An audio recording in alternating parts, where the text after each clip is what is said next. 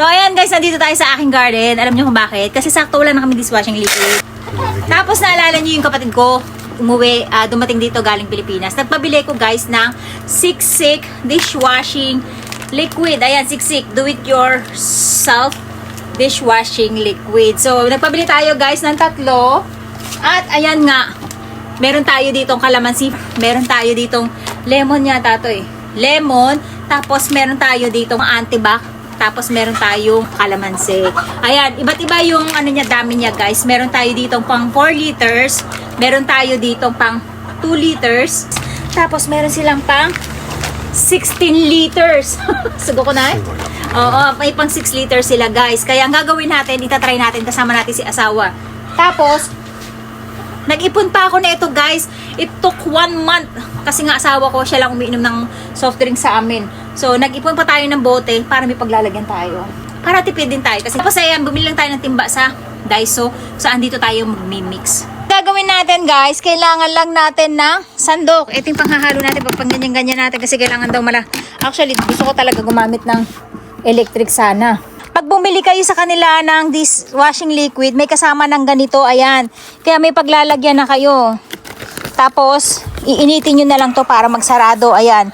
So, pang ano na to, pang 1 liter na siya. Pwede na siyang buhulin pagdating dito. Meron kayong stock na pang 1 liter. Since meron naman tayong bote na naipon, doon na lang natin ilalagay. Pero ang galing ha, nice. Nice sila guys kasi may kasama ng ganito. Tapos, i-check nyo na lang. So, pwede kayong magnegosyo. Pwede rin panggamit sa bahay kasi sobrang tipid talaga guys. Lalo na dito sa Japan, napakamahal na dishwashing liquid. Kaya yan talaga naisip ko. Ang gagawin lang natin, kasi ayoko maghalo-halo talaga. Itong gagawin natin, tatry natin na gamitin natin ito panghalo. So, eto, i-tape lang natin dito. Tamay, di ba mama? Eto. Oh, di ba? Oh. So, dito guys, ang magiging sukatan natin ay itong ating bote. Tapos, ito ay 1.5 liters. Unahin natin gawin, guys, itong ating... So, guys, meron na tayong 2 liters. Ang gagawin lang natin, saktong-sakto siya.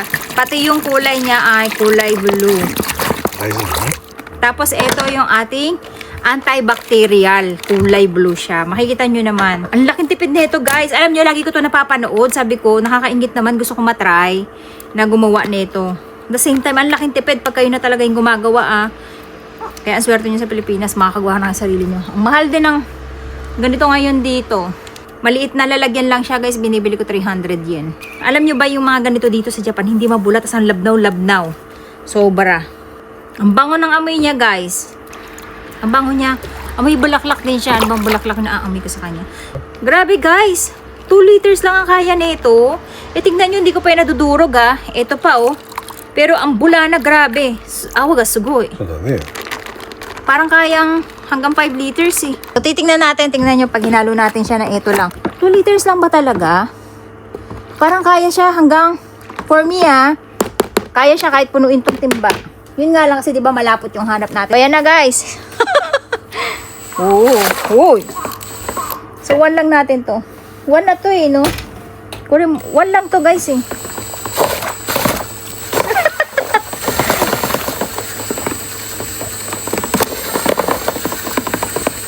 1 lang to guys.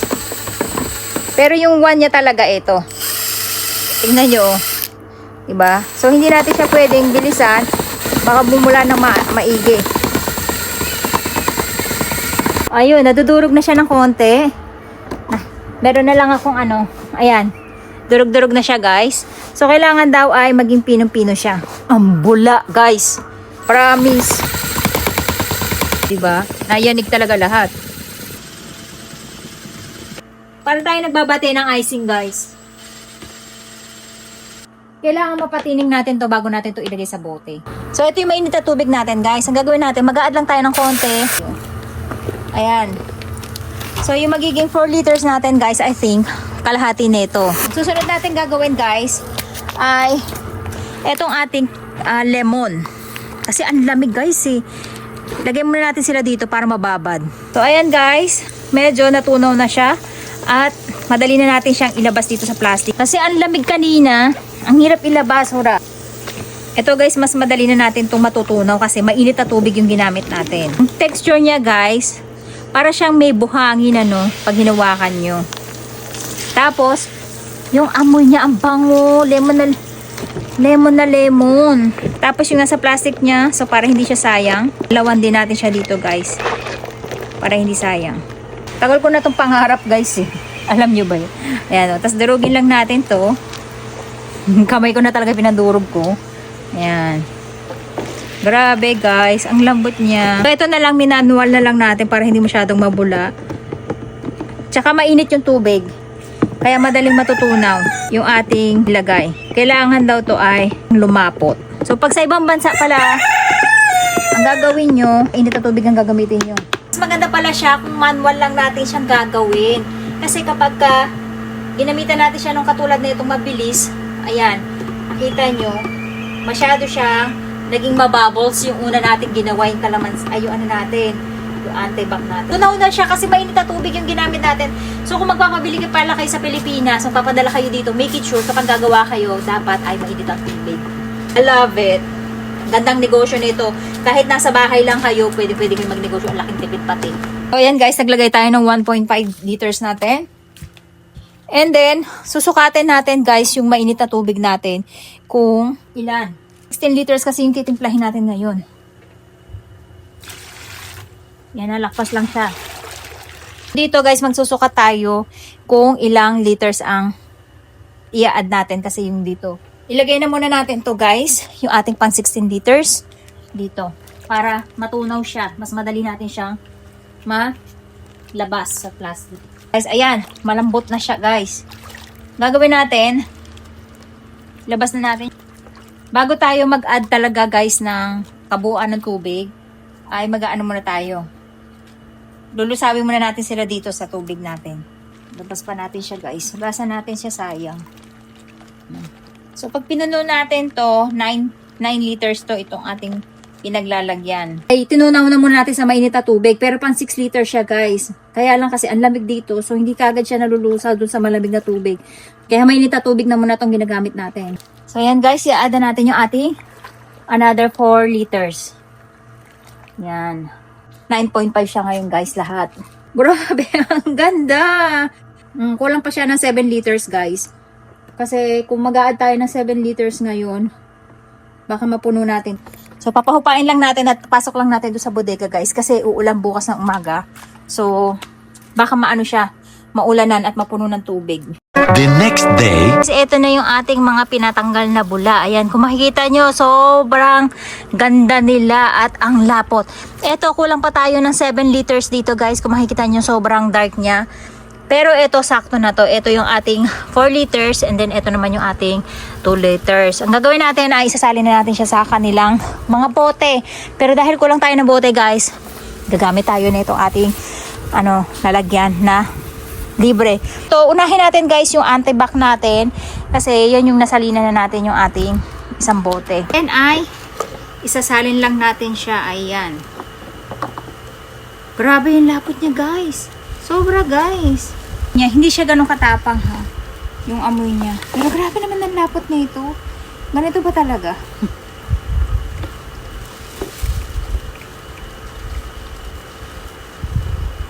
Parang for me, kaya siyang gawing, guys, kaya siyang gawing parang 4 na litro eh.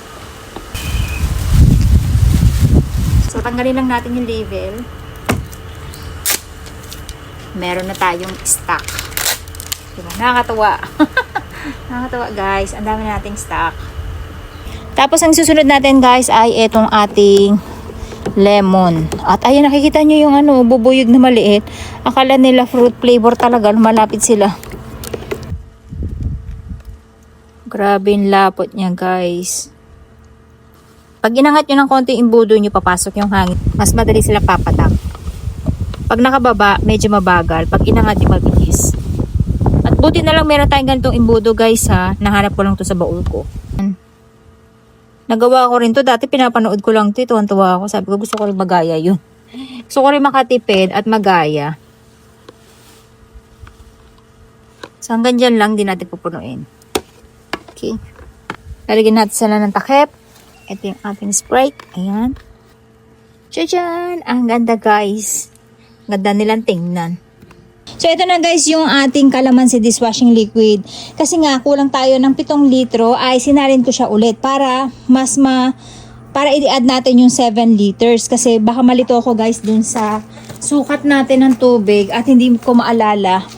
Alam nyo na yung lola nyo, makakalimutin. So ang gagawin natin, mag-a-add tayo ng 3.5 para tagkalahati yan guys. Diyan tayo magmi-mix. Mag-a-add tayo ulit ng 3.5 dito sa bawat isang timba. So, itong isang bote natin na to ay 1.5. Kailangan natin ng 2 kalahati neto.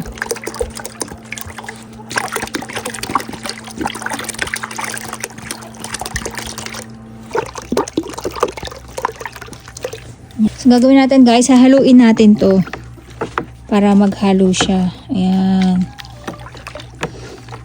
Para lumapot siya. So, kita nyo guys, kahit na 7 liters yung hinalo natin, napakalapot pa din niya. Yun nga lang, hindi mainit na tubig yung hinalo natin ngayon. So, aywan ko lang kung di-dissolve natin siya na mas mabilis. Ito naman tayo sa ating kabila. Another 1.5. So, kailangan pag maghahalo kayo nito guys, meron kayong malaking haluan. Malaking timba talaga. Para hindi kayo maghahati ng ganito. Struggle pag kalahati. Isang haluan. Ayan. Pero madali lang naman siyang malusaw. Ayan, nakikita nyo. Kasi nga, na-dissolve na natin yung pinaka-pure niya. Wala tayong bagang gagawin kundi haluin lang siya ng haluin hanggang sa ma-dissolve yung pinaka-purong-puro natin. Tingnan nyo naman guys. Grabe. Diba? Oh. Purong-puro. So, yung tubig na hinalo natin, wala na agad. Ganun kabilis i-dissolve Nahirapan lang tayo nung una, nung paste kasi nga ay malamig na malamig talaga yung tubig. Plus, puro kasi na paste pa siya. Pero yung ngayon, may na siya, tunaw na siya guys. Ayan o. Ganyan yung texture niya. Ang lapot talaga.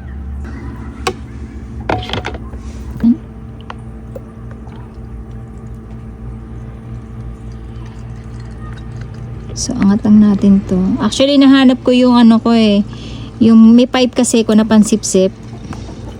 Dire-diretso na lang siya parang gripo. Hindi ko makita. Ayan, grabe guys, ang pagkalapot niya. Nakikita niyo ba yan? Sobrang purong-puro. Pwede niyo pa siyang dagdagan talaga ng tubig. At ang sobrang bula nito. Guys, ganyan yung itsura niya. Ayan, tatanggalin lang natin yung bubbles kasi niyan. Kasi mabula pa siya. So, ayan guys.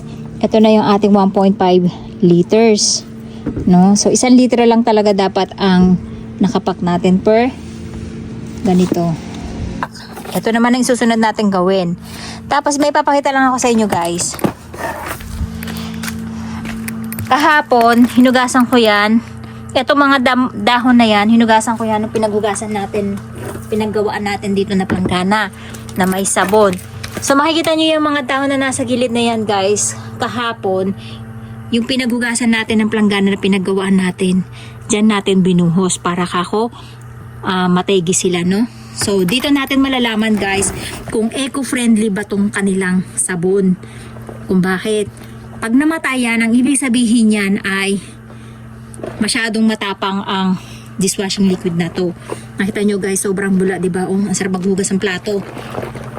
Diba? Parang ayoko nga itapon eh. Kasi parang pwede pa siya panghugas ng plato. Sobrang bula talaga niya.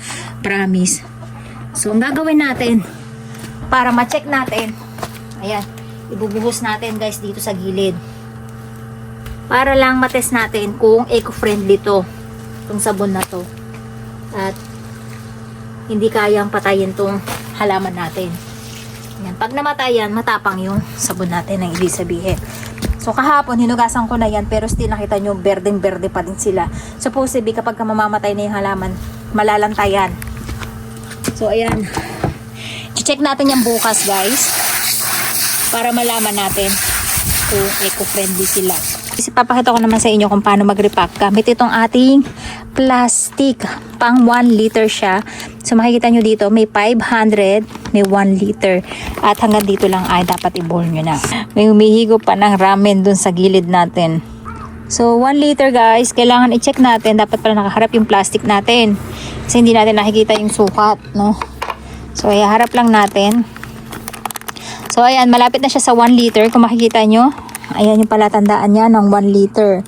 So konti na lang. Ito yung guhit niya. Ang galing nila, no? Nagpo-provide sila ng ganito. So, yung mga nagbebenta, hindi kayo mahihirapan kung wala kayong pabiling plastic bottle. Ayan. So, saktong-sakto siya ng 1 liter. Ang gagawin nyo lang ay ibubuhol nyo lang siya ng hanggang dito daw. Ayan. Nakasulat dito, guys. Buhulin siya hanggang dito. So, iikot. So, baba lang natin to. Ang galing. Nagpo-provide talaga sila ng plastic. At yung plastic nila, guys, hindi cheap. Makapal. Parang lona na nga yung kapal eh. Yan. Tapos, hilahin lang natin to. Okay. Tapos, hugasan na lang natin mamaya at kupitin tong dulo niya. So, ayan guys, meron na tayong 1 litrong nakahanda. O, diba? Pak, may pambenta na tayo at pang gift. So, ito na lahat yung nagawa natin, guys. Kung makikita nyo, meron na tayong nakapak na tagwa 1 liter. Ayan, napakatibay ng kanyang plastic, guys. Parang, alam yung tolda. Ganun nakakatibay, kakapal yung kanilang plastic. At ang isa nito ay 1 liter. Ayan, kung makikita nyo, meron siyang sukatan. So, ayan. Pwede nyo siyang pamigay, pwede nyo pambenta, pwede nyo rin siyang stock lang sa bahay. Tapos, eto na yung nagawa natin na calamansi scent. Ayan, kung makikita nyo, meron tayo ditong 16 liters.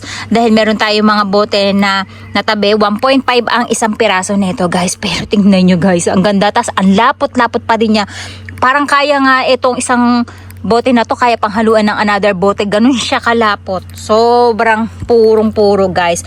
And then, ito naman yung ating anti-back. Ayan, kung makikita nyo. Ito yung kahapon na nagawa natin. Kaya wala na silang mga bubbles sa ibabaw. Kasi kahapon natin nagawa yan. And then, ito yung nagawa natin ngayon. Ayan, meron lang tayo ditong 2 liters. And then, etong ating lemon, ay meron tayong 4 liters.